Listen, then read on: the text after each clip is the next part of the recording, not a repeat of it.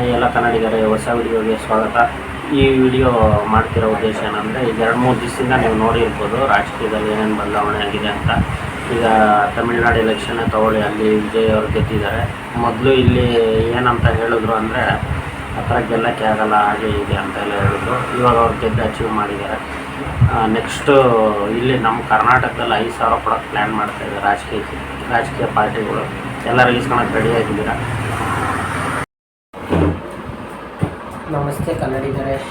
ಇವತ್ತಿನ ವಿಡಿಯೋ ಮಾಡ್ತಾ ಇರೋ ಉದ್ದೇಶ ಏನಂದರೆ, ಈಗಾಗಲೇ ತಮ್ಮನೇಲಿ ನೋಡಿರ್ಬೋದು ನೀವು, ಯಾವ್ಯಾವ ಥರ ನಮ್ಮ ದೇಶದಲ್ಲಿ ರಾಜಕಾರಣಿಗಳು ಮತ್ತು ರಾಜ್ಯ ಸರ್ಕಾರಗಳು ಯಾವ ಥರ ಲೂಟಿ ಹೊಡಿತಾ ಇದೆ ಅಂತ ನಾವೆಲ್ಲ ನೋಡ್ತಾ ಇದ್ದೀವಿ. ಇವಾಗ ಏನಂತ ಅಂದರೆ, ನಮಗೆ ಫ್ರೀಗಳು ಅಂತ ಗ್ಯಾರಂಟಿಗಳು ಕೊಡ್ತಾ ಇದ್ದಾರೆ. ಅದು ಎಲ್ಲಿಂದ ಕೊಡ್ತಾ ಇದ್ದಾರೆ? ನಮ್ಮ ಟ್ಯಾಕ್ಸ್ ದುಡ್ಡುಗಳಿಂದಲೇ.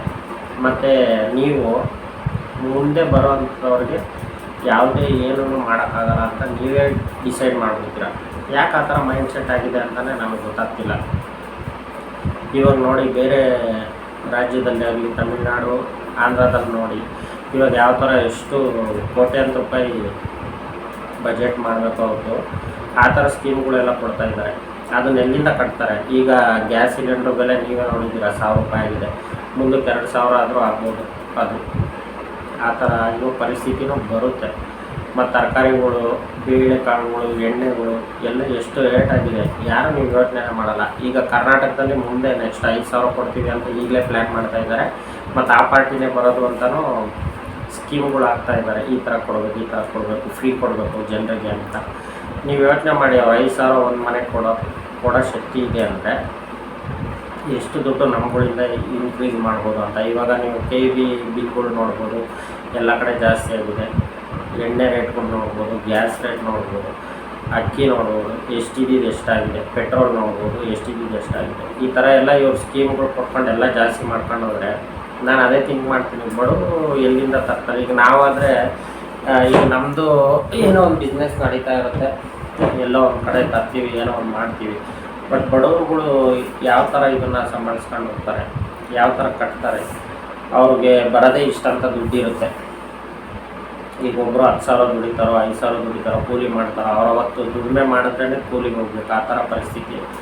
ಇದನ್ನೆಲ್ಲ ನೀವು ಯಾರು ಯೋಚನೆ ಮಾಡೋದಿಲ್ಲ. ಆಮೇಲೆ ಇವಾಗ ನೀವು ನೋಡ್ಬೋದು, ಗ್ಯಾಸ್ ಇಲ್ದಲೇ ಇರೋದಕ್ಕೆ ಬಜ್ಜಿ ಅಂಗಡಿಗಳಾಗಲಿ, ಗೋಬಿ ಶಾಪ್ಗಳು, ಪಾನಿಪುರಿ ಇವೆಲ್ಲ ಕ್ಲೋಸ್ ಆಗ್ತಾ ಇದ್ದಾವೆ. ಬೀದಿ ಬದಿ ಅಂಗಡಿಗಳೆಲ್ಲ ಕ್ಲೋಸ್ ಆಗ್ತಾ ಇದ್ದಾವೆ. ಎಷ್ಟು ಪ್ರಾಬ್ಲಮ್ ಆಗ್ತಾಯಿದೆ, ಇದ್ರ ಬಗ್ಗೆ ಯಾರೂ ಚಿಂತೆ ಮಾಡಲ್ಲ. ಈಗ ನಾವು ಚೆನ್ನಾಗಿದ್ದರೆ ತಾನೇ ಗೌರ್ಮೆಂಟ್ಗಳು ನಡೆಯೋದು ಎಲ್ಲ. ಈಗ ನಮಗೆ ದುಡ್ಡಿಲ್ಲ, ನಾವೇ ಏನೋ ಒಂದು ತಗೊಳಲ್ಲ ಅಂತೇಳಿ ಹೆಂಗೆ ನಡೀತಾವೆಲ್ಲ, ಅದೆಲ್ಲ ನೀವು ಯೋಚನೆ ಮಾಡ್ಬೋದು. ಆಮೇಲೆ ಹೊಸ್ದಾಗಿ ಯಾರೇ ಒಂದು ಸರ್ಕಾರ ಮಾಡ್ತೀವಿ ಅಂದರೆ ನಾವು ಯೋಚನೆ ಮಾಡಲ್ಲ. ಅದೆಂಗೆ ನೀವು ಗೆಸ್ ಮಾಡ್ತೀರಾ? ಇವ್ರು ಮಾಡಲ್ಲ, ಅವ್ರು ಮಾಡ್ತಾರೆ, ಅವ್ರು ಮಾಡಲ್ಲ, ಇವ್ರು ಮಾಡ್ತಾರೆ ಅಂತ ನಮಗೆ ಗೊತ್ತಾಗ್ತಿಲ್ಲ. ಮೊದಲು ಜಾತಿ ಬಗ್ಗೆ ನೀವು ಮತ್ತು ದುಡ್ಡು ಇಸ್ಕೊಳ್ಳೋದು ಅದೆರಡೂ ಕಮ್ಮಿ ಮಾಡಿ. ನಿಮ್ಮ ನಾಯಕರು ಇರ್ಬೋದು, ಯಾರಾದರೂ ನಿಮ್ಮ ನಾಯಕರು ಇರಲಿ, ಇವ್ರು ಹಿಂಗೆ ಮಾಡ್ತಾರೆ, ಅವ್ರು ಹಿಂಗೆ ಮಾಡ್ತಾರೆ, ಅದು ನಾವು ಕೇಳೋಕ್ಕಾಗಲ್ಲ. ಅದು ನಿಮ್ಮ ಅಭಿಮಾನ. ಆದರೆ ಒಬ್ಬರು ಕರೆಕ್ಟಾಗಿದ್ದು 110 ಜನ, 112 ಜನ ಸರಿ ಇಲ್ಲ ಅಂದರೆ ಏನೂ ಮಾಡೋಕ್ಕಾಗಲ್ಲ. ಒಬ್ಬರು ಕರೆಕ್ಟಾಗಿದ್ದು ಇನ್ನು ಇದ್ದವರೆಲ್ಲ ಯಾರು ಕೆಲಸ ಮಾಡಲ್ಲ ಅಂದರೆ, ಈಗ ನೀವೇ ನೋಡಿರ್ಬೋದು ಪ್ರೆಸೆಂಟ್ ಸಿಚುವೇಷನಲ್ಲಿ 2,000 ಕೊಡ್ತೀನಿ ಅಂದರು, 4,000 ಕೊಡ್ತೀನಿ ಅಂದರು. ಒಂದು ರೋಡಂತೂ ನ್ಯಾಯವಾಗಿಲ್ಲ. ಗೂಗಲ್ ಕಂಪ್ನಿನೂ ಇಲ್ಲಿಂದ ಕರ್ನಾಟಕದಿಂದ ಶಿಫ್ಟ್ ಆಗಿದೆ. ಈ ಥರ ಎಲ್ಲ ಪ್ರಾಬ್ಲಮ್ ಆಗ್ತಾ ಇದ್ದಾವೆ. ಮತ್ತು ಹುಡುಗರಿಗೆ ಉದ್ಯೋಗ ಕೇಳಿ ಸ್ಟ್ರೈಕ್ ಮಾಡಿದ್ರು, ಉದ್ಯೋಗ ಕೊಡೋಕ್ಕಾಗಲಿಲ್ಲ ಅವ್ರಿಗೆ, ಇನ್ನೂ ಕೊಡ್ತೀನಿ ಅಂತಲೇ ಇದ್ದಾರೆ. ಆಮೇಲೆ ಗೌರ್ಮೆಂಟ್ ಎಂಪ್ಲಾಯೀಸ್ಗೆ ಸ್ಯಾಲ್ರಿ ಜಾಸ್ತಿ ಮಾಡ್ತೀನಿ ಅಂದರು, ಅದನ್ನು ಜಾಸ್ತಿ ಮಾಡಿಲ್ಲ. KSRTC BMTC ಅವರಂತೂ ಸ್ಟ್ರೈಕ್ ಮಾಡ್ತಾನೆ ಇರ್ತಾರೆ. ಅಂಗನವಾಡಿಯವರು, ಆಮೇಲೆ ಆಶಾ ಕಾರ್ಯಕರ್ತೆಯವರು, ಅವ್ರಿಗೂ ಸ್ಯಾಲ್ರಿ ಜಾಸ್ತಿ ಮಾಡೋಕ್ಕೆ ಹೇಳಿದ್ರು. ಪೌರ ಕಾರ್ಮಿಕರಿಗೆ ಸಂಬಳ ಜಾಸ್ತಿ ಮಾಡಿದೆ ಅಂದರು, ಮಾಡೋಕ್ಕಾಗ್ತಾ ಇದೆಯಾ? ಇವರೆಲ್ಲ ಹಿಂಗೆ ಫ್ರೀ ಕೊಟ್ಕೊಂಡಿದ್ದು ಎಲ್ಲ ದುಡ್ಡು ಇಲ್ಲೇ ಕೊಟ್ಟರೆ ಅವ್ರಿಗೆ ಎಲ್ಲಿಂದ ಕೊಡ್ತಾರೆ? ಅವರು ಸರ್ಕಾರಿ ಕೆಲಸ ಮಾಡ್ತಾರೆ, ಜನರ ಸೇವೆ ಮಾಡ್ತಾರೆ, ಅವರು ಎಲ್ಲಿಂದ ಮಾಡ್ತಾರೆ? ಅವರು ಆವಾಗ ಬೇರೆ ಕಡೆ ಇನ್ನೊಂಥರ ಲಂಚ ಇಸ್ಕೊಳೋದು ಇನ್ನೊಂದಾಗಲಿ ಮಾಡ್ತಾರೆ. ಅದಕ್ಕೆ ಇವ್ರು ಕರೆಕ್ಟಾಗಿ ಸ್ಯಾಲ್ರಿ ಎಲ್ಲ ಸಂಬಳ ಜಾಸ್ತಿ ಮಾಡಿ ಅವ್ರಿಗೆ ಏನೇನು ಭತ್ಯೆ ಕೊಡಬೇಕೋ ಕೊಟ್ಟರೆ ಅವರೇ ಬೇರೆ ಕಡೆ ಕೈ ಚಾಚ್ತಾರೆ. ಸರ್ಕಾರಿ ಕೆಲಸ ಕೊಡಬೇಕಾದ್ರೂ ಅಷ್ಟೇ, ಇಷ್ಟಂತ ಫಿಕ್ಸ್ ಮಾಡಿಬಿಡ್ತಾರೆ. ಅಷ್ಟು ಜನ ಅಪ್ಲಿಕೇಶನ್ ತೊಗೊಳ್ತಾರೆ, ಅದರಲ್ಲಿ ಒಬ್ರಿಗೋ ಇಬ್ಬರಿಗೋ ಇದು ಗೌರ್ಮೆಂಟ್ ಕೆಲಸ ಸಿಗುತ್ತೆ. ಇದನ್ನೆಲ್ಲ ಹೆಂಗೆ ಮಾಡ್ತಾರೆ ಇವರು ಅಂತಲೇ ಗೊತ್ತಾಗೋದಿಲ್ಲ. ಅಷ್ಟು ಕಾಲ್ ಮಾಡ್ತಾರೆ, ಅಷ್ಟು ದುಡ್ಡಾದರೂ ಅವ್ರು ವಾಪಸ್ ಕೊಡ್ಬೇಕಲ್ಲ. ಅಷ್ಟು ಜನ ಬಂದಿರ್ತಾರೆ, ಅಷ್ಟು ಆಸೆ ಇಟ್ಕೊಂಡು ಬರ್ತಾರೆ, ನನಗೆ ಕೆಲಸ ಸಿಗುತ್ತೆ, ನಮ್ಮ ಅಪ್ಪ ಅಮ್ಮನಿಗೆ ಹೇಳಿ ಬಂದಿದ್ದೀವಿ ಅಂತ. ಇವರೇ ಫಸ್ಟ್ ಟೈಮ್ ದುಡ್ಡು ಇಸ್ಕೊಂಡು ದುಡ್ಡಿಗೆಲ್ಲ ಮಾತಾಡ್ಕೊಂಡು ಕೊಡೋಂಗಿದ್ರೆ ಏನಕ್ಕೆ ಗೌರ್ಮೆಂಟ್ ಅಂತ ಇದು ಮಾಡ್ತಾರೆ, ಗೌರ್ಮೆಂಟ್ ಕೆಲಸ ಅಂತ ಏನಕ್ಕೆ ಮಾಡ್ತಾರೆ. ಆಮೇಲೆ ಗೌರ್ಮೆಂಟ್ ಕೆಲಸದ್ದಾಯ್ತಾ.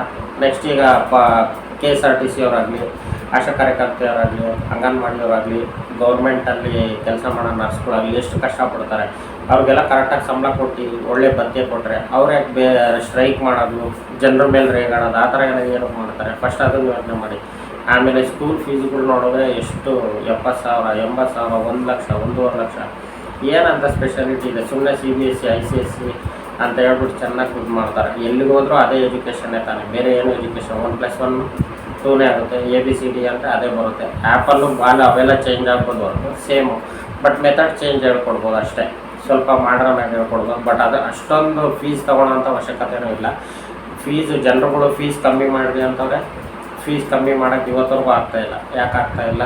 ರೋಡ್ಗಳು ಸರಿ ಮಾಡೋಕ್ಕಾಗ್ತಾಯಿಲ್ಲ, ನೀರು ಕೊಡೋಕ್ಕಾಗ್ತಾಯಿಲ್ಲ, ಕಸದ ಪ್ರಾಬ್ಲಮ್ಮು ಸರಿ ಮಾಡೋಕ್ಕಾಗ್ತಾಯಿಲ್ಲ. ಯುವಕರು ಈ ಬಗ್ಗೆ ಎಚ್ಚೆತ್ಕೊಳ್ಬೇಕು. ABP ಅವರಾಗಲಿ, ಯುವಕರು ಸ್ವಲ್ಪ ನೀವು ಮನೆಗಳಲ್ಲಿ ಹೇಳಿ ಈ ಥರ.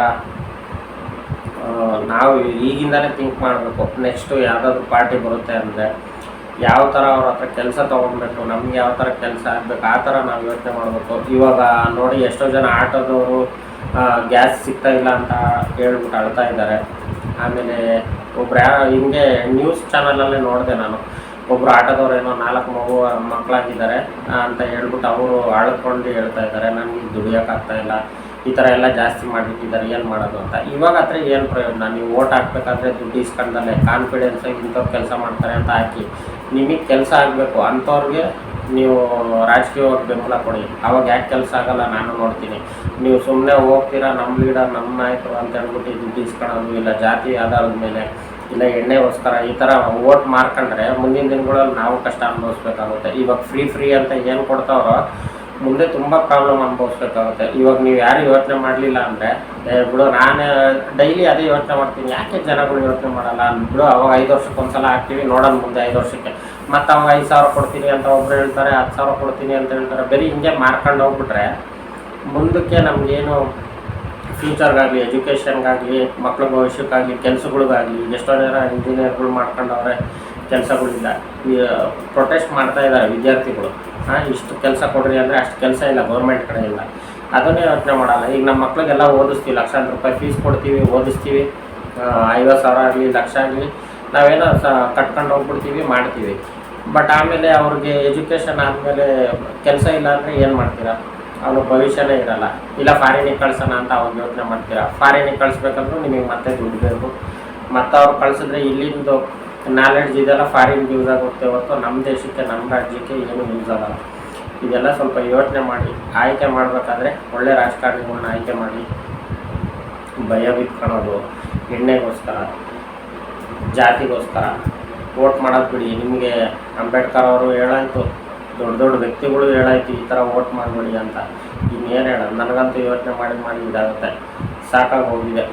ನನಗೆ ಏನಂದರೆ ನನ್ನ ಮೈಂಡಲ್ಲಿ ಬರೋದು ಹೇಳೋಣ ಅಂತ. ಯಾಕಂದರೆ ನಾನು ಇವಾಗ ಯೋಚನೆ ಮಾಡಿ ಕೊರೋನಾ ಟೈಮಲ್ಲಿ ಎಲ್ಲ ಅಂದರು, ಇನ್ಮೇಲೆ ನಾವು ಹಂಗಿರ್ಬೇಕು, ಜಾಸ್ತಿ ಖರ್ಚು ಮಾಡಬಾರ್ದು ಅಂತೆಲ್ಲ ಅಂದ್ವಿ.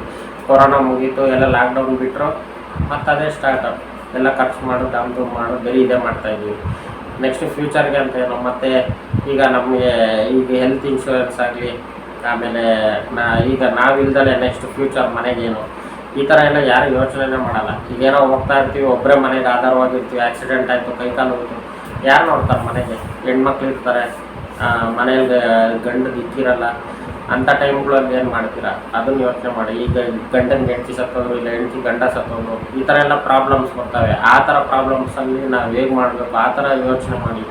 ದೇಶದ ಬಗ್ಗೆ ಯೋಚನೆ ಮಾಡಿ. ಫಸ್ಟು ಕಸಗಳು ಎಲ್ಲಂದ್ರಲ್ಲಿ ಎಸಿತೀರಾ? ಕಸ ಮನೆ ಹತ್ರನೇ ಬರುತ್ತೆ, ಎಸೀರಿ. ಆಗಿಲ್ಲ 2 ದಿವಸ 3 ದಿವಸ ಇಡೀ ಬರ್ತಾರೆ, ಇಲ್ಲೇ ಬರ್ತಾರೆ, ಅಲ್ಲಿ ಇಡಿ. ಇಲ್ಲಾಂದ್ರೆ ಅವ್ರಿಗೆ ಹೇಳೋಗಿ ಹಿಂಗೆ ತೊಗೊಂಡೋಗಿ ಅಂತ. ತೊಗೊಂಡೋಗೋದು ಎಲ್ಲೋ ಎಸಿಯೋದು ಯಾರ ಮನೆ ಮುಂದೆನೇ ಎಸಿತೀರಾ, ಇಲ್ಲ ಎಲ್ಲೋ ಒಂದು ಕಡೆ ಎಸಿತೀರಾ, ಅಲ್ಲಿ ಮತ್ತೆ ಕೊಡೋಕ್ಕೆ ಸ್ಟಾರ್ಟ್ ಆಗುತ್ತೆ. ಬೆಂಗಳೂರು ಎಷ್ಟು ಕ್ಲೀನ್ ಸಿಟಿ ಅಂತೀವಿ, ಅಷ್ಟೇ ಗಲೀಜು ಮಾಡ್ತಾಯಿದ್ದೀವಿ. ಇದನ್ನೆಲ್ಲ ಸ್ವಲ್ಪ ಕಮ್ಮಿ ಮಾಡಿ. ಆದಷ್ಟು ಸ್ವಲ್ಪ ದೇಶದ ಬಗ್ಗೆ, ರಾಜ್ಯದ ಬಗ್ಗೆ ಯೋಚನೆ ಮಾಡಿ. ಯಾರು ಬರ್ತಾರೆ ಅನ್ನೋದು ಮುಖ್ಯ. ಬೇರೆ ನಮ್ಮ ಜಾತಿ, ನಮ್ಮ ಜನ, ನಮ್ಮ ಅದನ್ನು ನೋಡಬೇಡಿ. ಯಾರು ಕೆಲಸ ಮಾಡ್ತಾರೆ ಅವರು? ಇವಾಗ ಇವರೇ ನೋಡಿ, ಅವರು ವಿಜಯ್ ಯಾರಿಗೆ ಗೊತ್ತಿಲ್ಲ ಅಂಥವ್ರನ್ನೇ ಅಪಹಾಸ್ಯ ಮಾಡ್ತಾವ್ರೆ. ಯಾರಿಗೆ ಅದು ಏನು ಅದು ಅಂತ. ಈಗ ಅವ್ರ ಜೊತೆನೇ ಇವರೇ ಸೇರ್ಕೊಂಡಿದ್ದಾರೆ ಅಲ್ವಾ? ಹೇಳೋದು ಹಿಂದೆಯಿಂದ ಬೈತಾರೆ, ಒಳಗೊಳಗೇನೆ ಒಂದಾಗ್ತಾರೆ. ಈ ಥರ ಎಲ್ಲ ರಾಜಕೀಯದಲ್ಲಿ ನಡೀತದೆ. ಈಗ ನಮ್ಮನ್ನ ನೋಡೋದು ಯಾರು? ಜನರಿಗೋಸ್ಕರ ಯೋಚನೆ ಮಾಡೋದು ಯಾರು? ನಾವು ಯಾವ ಜಾತಿ ಇರಲಿ, ಹಿಂದೂ, ಮುಸ್ಲಿಂ, ಕ್ರಿಶ್ಚಿಯನ್, ಸಿಖ್, ಬೌದ್ಧ, ಯಾವ ಜಾತಿ ಇದ್ದರೂ ನಾವೆಲ್ಲ ಒಂದೇ. ಆಮೇಲೆ ಗೆದ್ದ ಮೇಲೆ ಆ ಪಕ್ಷದವರು ಒಂದು ಜಾತಿಗೆ, ಈ ಪಕ್ಷದವರು ಒಂದು ಜಾತಿಗೆ, ಈ ಥರ ಮಾಡಬಾರ್ದು. ಎಲ್ಲ ಮನುಷ್ಯರ ಮೇಲೆ ಎಲ್ಲರೂ ಒಂದೇ, ಎಲ್ಲ ಜಾತಿಯವ್ರಿಗೂ ಒಂದೇ. ಒಬ್ಬರು ಕಲ್ಲು ಕೊಟ್ಟು ಜೈಲಿಗೆ ಕಳಿಸೋದು, ಒಬ್ಬರು ಹಿಂದೆಯಿಂದ ಬೈಕೊಳ್ಳೋದು, ಈ ಥರ ಏನಕ್ಕೆ ಬೇಕು? ನಿಮಗೂ ಅಷ್ಟೇ ಸಾಫ್ ಸಲ ಹೇಳ್ತೀನಿ, ಯಾವ ಜಗಳಕ್ಕೆ ಯಾವ ಇದಕ್ಕೂ ಹೋಗ್ಬೇಡ್ರಿ. ಮನೆಯಲ್ಲಿರಿ, ನಿಮ್ಮ ಅಪ್ಪ ಅಮ್ಮನ ನೋಡ್ಕೊಳ್ಳಿ, ಅದನ್ನು ಯೋಚನೆ ಮಾಡಿ. ನನ್ನ ವಿಡಿಯೋ ನೋಡಾದರೂ ನೀವು ಬುದ್ಧಿ ಕಲಿಯಿರಿ. ಯಾರೋ ಕಲ್ಲು ಕೊಟ್ಟ ಹೊಡೆದ್ಬಿಡೋದು, ಜೈಲಿಗೆ ಹೋಗಿ ಕುಂಡಿಸ್ತಾರೆ, ಎಷ್ಟೋ ಒಂದು ವರ್ಷ ಆದ್ರೂ ಬೇಲ್ಗಳು ಸಿಗಲ್ಲ. ಈ ಥರ ಎಲ್ಲ ಪ್ರಾಬ್ಲಮ್ ಮಾಡ್ಕೊತೀರ. ಯಾಕೆ ಬೇಕು ನಿಮಗೆ? ನಿಮ್ಮ ಮನೆ ಏನಿದೆ, ಮಕ್ಕಳು ಏನಿದ್ದಾರೆ, ಹೆಂಡತಿ ಏನಿದ್ದಾರೆ, ಅವ್ರ ಮುಖ ನೋಡಿ ಒಂದು ಕ್ಷಣ ಕಲ್ಲೆತ್ಕೊಳ್ಬೇಕಾದ್ರೇನೋ ಏನೋ ನೀವು ಕೈ ಚಾಕು ಎತ್ಕೊಳ್ತಿರೋ, ಇನ್ನೊಂದು ಪೆಟ್ರೋಲ್ ಬಾಂಬ್ ಎತ್ಕೊಳ್ತಿರೋ, ಏನೋ ಒಂದು ಕೆಟ್ಟ ಕೆಲಸ ಮಾಡಬೇಕಂದಾಗ ನಿಮ್ಮ ಫ್ಯಾಮಿಲಿನ ಯೋಚನೆ ಮಾಡಿ. ನಿಮ್ಮ ಅಪ್ಪ ಅಮ್ಮ ಚಿಕ್ಕದಿಂದ ಬೆಳೆಸಿದ್ದಾರೆ, ಅವ್ರನ್ನ ಯೋಚನೆ ಮಾಡಿ. ನಿಮ್ಮ ಮಕ್ಕಳು ಇವಾಗಿನ ಭವಿಷ್ಯ ನಿಮ್ಮನ್ನು ನೋಡಿ ಅವ್ರು ಬೆಳೀತಾರೆ ಮುಂದಕ್ಕೆ. ನಮ್ಮಪ್ಪ ಹೆಂಗಿದ್ರು, ನಮ್ಮಪ್ಪ ಹೆಂಗಿದ್ರು ಅಂತ. ನಿಮ್ಮಪ್ಪ ಕಲ್ಲೋಡಿ ಜೈಲಿಗೆ ಹೋಗಿದ್ದ, ನಿಮ್ಮಪ್ಪ ಕೊಲೆ ಮಾಡಿ ಜೈಲಿಗೆ ಹೋಗಿ, ಈ ಥರ ಅನಿಸ್ಕೊಳ್ಬೇಕಾ? ಆಮೇಲೆ ಇತ್ತೀಚೆಗೆ ಜಾಸ್ತಿ ಗಂಡ ಹೆಂಡತಿಗಳ್ದು ಜಾಸ್ತಿ ನ್ಯೂಸಲ್ಲಿ ಬರ್ತಾಯಿದೆ ಪ್ರಾಬ್ಲಮ್ಗಳು. ನಿಮ್ಗೆ ಇಷ್ಟ ಇಲ್ವಾ, ಸಾಯ್ಸಕ್ಕೆ ಹೋಗ್ಬೇಡಿ, ಅವ್ರ ಪಾಡ್ಗೆ ಅವ್ರನ್ನ ಬಿಟ್ಬಿಡಿ. ಅವ್ರಿಗೆ ಗೊತ್ತಾಗುತ್ತೆ ಇನ್ನೊಬ್ರ ಜೊತೆ ಹೋದರೆ ಹೆಂಗೆ ಜೀವನ ಅಂತ, ಹಾಳಾಗಿ ಹೋಗ್ತಾರೆ. ಆಯಿತಾ?